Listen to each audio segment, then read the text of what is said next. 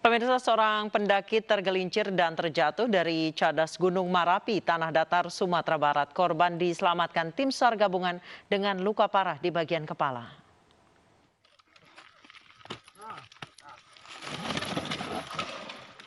Tim SAR gabungan mengevakuasi seorang pendaki gunung yang jatuh dari cadas Gunung Marapi, Kabupaten Tanah Datar, Sumatera Barat. Fajar, pendaki asal Padang ini jatuh usai terpeleset di rute yang licin akibat hujan deras. Proses evakuasi terkendala posisi korban yang tersangkut. Usai dievakuasi, korban kemudian dibawa ke Rumah Sakit Daerah Padang Panjang, Sumatera Barat karena terluka parah di bagian kepala. Survivor atas nama Fajar, 18 tahun, asal Padang, sudah berhasil dievakuasi pada pukul 10.20 dalam kondisi selamat dan luka di kepala. Fajar dibawa ke Rumah Sakit YRC. Tim SAR mendapat informasi jatuhnya korban pada Jumat malam. Korban bersama 6 rekannya mendaki melalui jalur tikus karena jalur resmi pendakian ditutup. Rekan korban yang tak bisa berbuat banyak kemudian menghubungi SAR untuk mendapatkan bantuan. Dari Tanah Datar, Sumatera Barat, Agung Sulistyo, iNews melaporkan.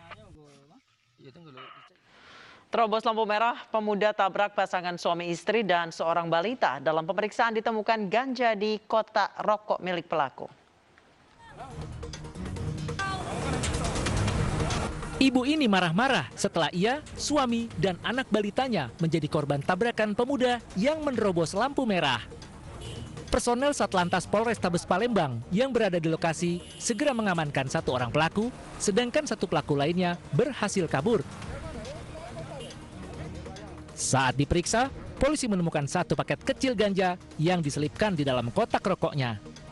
Kecelakaan, yang pengemudi yang satu tadi melarikan diri. Sementara yang dibonceng jatuh, terus kami amankan. Begitu kami amankan, kami bawa ke pos, kami periksa, kami geledah, ternyata ada ganja. Seorang pemuda yang merupakan mahasiswa salah satu perguruan tinggi negeri di Palembang ini mengaku menerobos lampu merah karena panik tidak memakai helm. Ia juga mengatakan bahwa ganja tersebut bukan miliknya.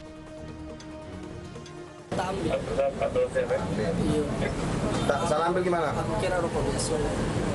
Ya, itu memang kotak rokok punya kita. Bukan punya kita, kotak rokok aku punya kawan juga.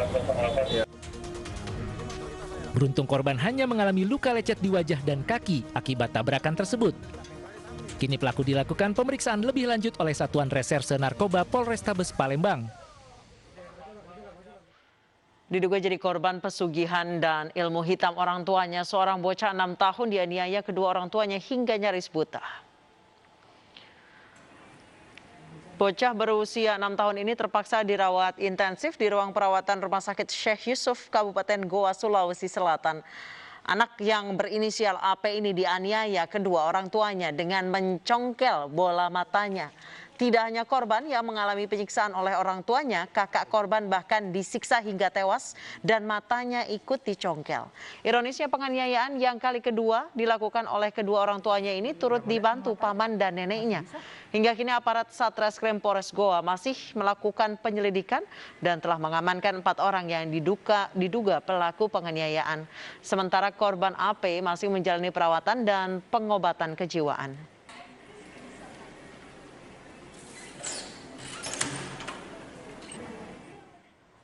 Untuk mengetahui kronologis peristiwa tersebut sudah bergabung bersama kami kontributor Goa, Bukma. Selamat malam Bukma. Sebenarnya apakah sudah diketahui apa pesugihan orang tua sampai menumbalkan kedua anaknya?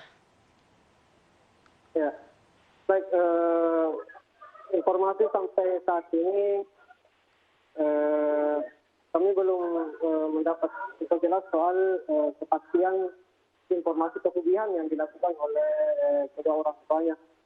Namun pihak kepolisian termasuk aparat Polsek dari Moncong, Kabupaten Goa sudah melakukan penyelidikan, termasuk menyelidiki dugaan perkumpulan orang-orang yang melakukan aliran sesat di Kelurahan Jantarang, Kecamatan Moncong, Kabupaten Goa. Baik, Bukma, ini adalah kali kedua orang tua berserta paman dan nenek dari anak ini menganiaya darah dagingnya. Sebelumnya kakak dari bocah AP ini juga dianiaya hingga meninggal dunia. Apakah ketika itu tidak diketahui oleh keluarga yang lain maupun tetangganya? Informasi untuk soal penganiayaan dilakukan oleh kakak korban sendiri sampai saat ini terbongkar setelah aksi penganiayaan dilakukan kedua kalinya kepada adik korban sendiri. Ini orang tuanya bekerja sebagai apa sampai tumbalnya adalah anaknya sendiri? Apa usahanya? Untuk informasi usaha sendiri sampai saat ini kedua orang tuanya berprofesi sebagai buruh tani di Gantarang itu, Kelurahan Gantarang. Baik, saat ini kedua orang tua, paman dan juga neneknya sudah ditangkap oleh polisi. Saat ini yang merawat anak ini siapa? Sampai saat ini yang merawat si korban berinisial AP sendiri dirawat sama pamannya dan hingga malam ini korban masih menjalani perawatan di rumah sakit. Meski demikian, sebelum masuk ke rumah sakit, korban sempat mengalami trauma akibat penyiksaan yang dilakukan oleh kedua orang tuanya. Baik, Bukma, keempat pelaku ini baik orang tua, nenek maupun paman pelaku pesugihan ini yang menyiksa anak AP ini, seperti apa perilakunya di tengah masyarakat? Seperti apa tanggapan tetangga ketika mengetahui keluarga ini menyiksa, menumbalkan anaknya sendiri? Ya, itu informasi tanggapan dari tetangganya sampai saat ini kami belum mendapat informasi pasti. Namun sejauh ini pihak kepolisian pun termasuk tetangga korban sudah dilakukan pemeriksaan. Baik, tertutup atau tidak sih dengan tetangga dan keluarga yang lain? Ya, kenapa? Tertutup atau tidak sih dari keluarga dan tetangga? Untuk informasi tertutup kami belum mendapat informasi pasti sampai saat ini. Oke, baik. Terima kasih, Bukma, melaporkan langsung dari Goa. Terima kasih. Pemirsa, polisi meringkus 6 remaja pelaku pembegalan seorang karyawan di daerah Kampung Nias, Padang, Sumatera Barat. Dalam rekaman CCTV pembegalan, para pelaku mengancam korbannya dengan samurai.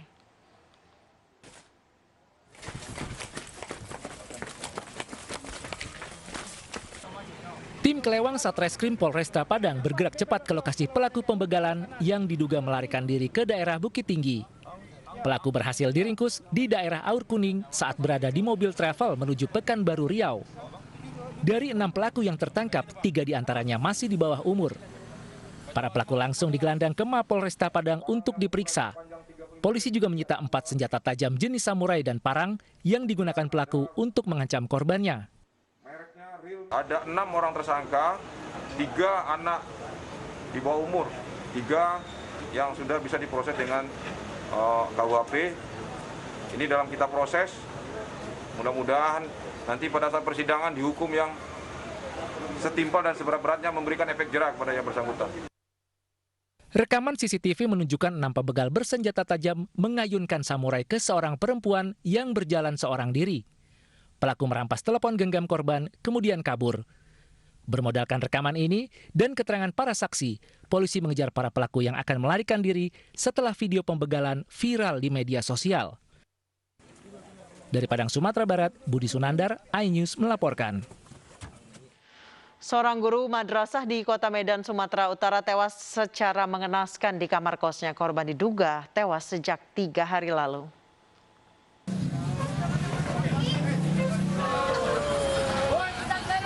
Tewasnya guru madrasah yang diduga korban pembunuhan ini diketahui setelah beberapa teman korban datang ke kontrakan.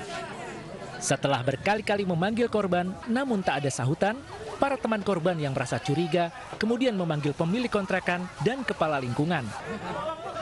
Curiga dengan bau menyengat dari dalam kontrakan korban, kemudian kepala lingkungan menghubungi Polsek Deli Tua. Korban didapati tewas dalam kontrakannya dengan sejumlah luka di bagian kepala dan tangan, serta bercak darah di dinding dan lantai kontrakan. Sementara itu, sepeda motor metik milik korban belum ditemukan dan diduga hilang. Awal ketahuannya dari warga melapor ke rumah saya, terus katanya sudah 3 hari pintu kosnya ini tidak tertutup. dan orang nggak pernah keluar. Jadi warga bilang sama saya untuk mendobrak pintu atau membuka, mengawasinya ya kan gitu. Pas kami datang sana sudah banyak lalat dan bau bangkit. Makanya di situ saya manggil kepolisian ya kan, sama Babinsakan ini. Peristiwa ini membuat geger warga Jalan Eka Warni, Kelurahan Gedung Johor, Kecamatan Medan Johor. Sebab selama ini korban dikenal sebagai pribadi yang baik dan berprofesi sebagai guru madrasah Darul Ilmi Murni yang terletak di kawasan Kabupaten Deli Serdang. Kita lakukan penyelidikan, ditemukanlah itu ada mayat namanya Muhammad Ilyas, umurnya 32, pekerjaannya guru. Dia nanti kita hasil dulu pemeriksaan daripada otopsi, karena sekarang ini sudah dibawa ke Rumah Sakit Bayangkara. Ya, belum ditemukan, nanti kita lakukan penyelidikan juga apakah ada kaitan dengan sepeda motor yang hilang tersebut dengan kejadian ini. Saat ini jasad korban tengah dibawa ke Rumah Sakit Bayangkara Medan untuk diotopsi guna kebutuhan penyelidikan. Dari Medan, Sumatera Utara, Ahmad Ridwan Nasution, iNews melaporkan. Pemirsa, bagaimana pasangan suami istri merawat 4 anaknya yang lumpuh? Kami akan hadirkan kisah mereka usai jeda.